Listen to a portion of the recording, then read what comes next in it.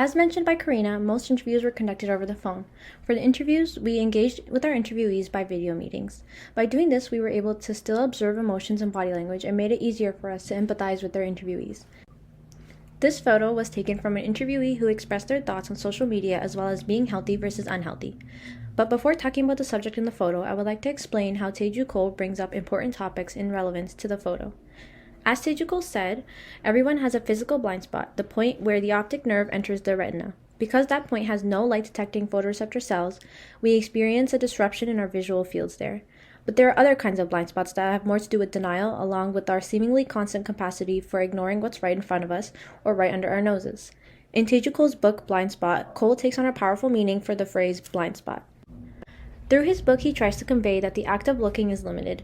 We only see a small part of what we are looking at, specifically in a photo, so there is a constant blind spot, even with the kind of attentive looking that photography entails. The blind spot explains how difficult it is to clearly establish a story behind the photo, or how difficult it is to make out what the person in the photo is really like. In the image taken, the story behind it is the reality that today's society is highly dependent on social media. While our research suggests that with age, the influence of social media decreases, it is still highly prevalent in the younger generations. Many people see unrealistic standards on social media, which in turn causes a strain on mental health. What is not seen in the photo is how the subject felt during the time the photo was taken. After conducting the personal interviews, it was evident that to many people this was a sensitive matter, and it was important to ask the right questions when interviewing for empathy.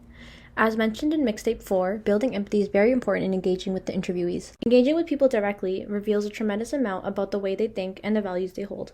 Sometimes these thoughts and values are not obvious to the people who hold them, but by engaging in deep conversation and asking open-ended questions, unanticipated insights are revealed. Next, Agash will be speaking about Mixtape 5.